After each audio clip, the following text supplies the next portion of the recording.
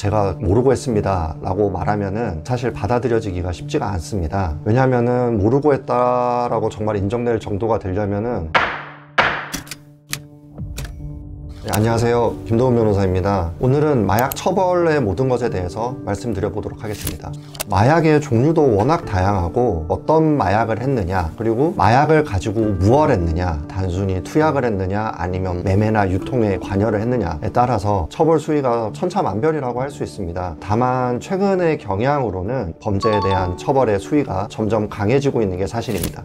초범이거나 그런 경우에는 벌금형이나 기소유예로 종료되는 케이스가 있는데요, 마약류 관리법 중에서도 좀 비교적 처벌이 약한, 흔히 아시는 대마초, 단순히 한번 피웠다 이럴 때 이제 얘기고요. 마약의 종류가 예를 들어서 필로폰이다, 아니면 많이들 들어보신 LSD다, 이렇게 됐을 때는 초범이라고 하더라도 바로 실형으로 이어질 수도 있습니다. 재범인 경우에는 아까 말씀드렸던 벌금형이나 이제 기소유예 같은 경우는 거의 일어날 수 없다고 보시면 되고, 최소한 일단 형사재판에 가서 처벌은 받게 된다고 보셔야 될 것 같습니다. 정말 모르고 투약했다면 처벌을 받을 수가 없을 거예요. 근데 이제 마약을 했을 때 수사기관이나 법원에 가가지고 제가 모르고 했습니다 라고 말하면은 사실 받아들여지기가 쉽지가 않습니다. 왜냐하면은 모르고 했다라고 정말 인정될 정도가 되려면은, 예를 들어서 누가 총을 들고 마약을 강제로 하라고 하거나, 아니면은 이미 많이들 아시는 사건 중에 버닝썬 사건, 클럽에서 여성을 잠들게 해가지고 성범죄를 하기 위해서 몰래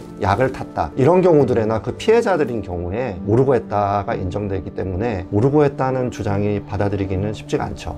경찰에서 연락이 왔을 거예요. 그런 경우에는 무조건 모른다거나 연락을 피한다거나 그런 식으로 대응을 하지 마시고, 일단은 경찰의 요청에 맞춰가지고 성실하게 질문에 대한 답변을 하고 있는 사실 그대로 얘기를 하는 게 가장 중요할 것 같습니다.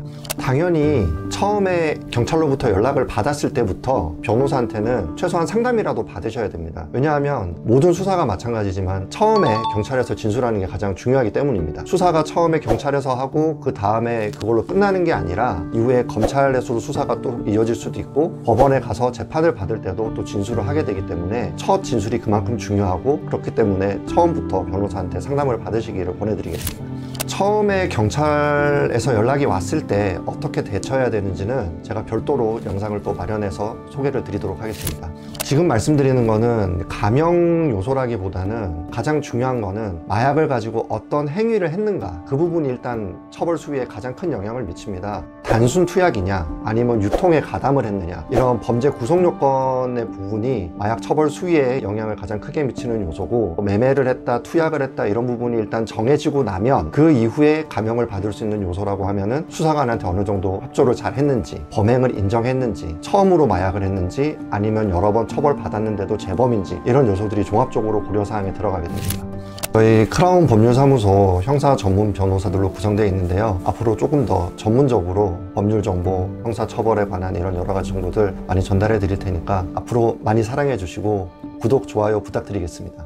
감사합니다.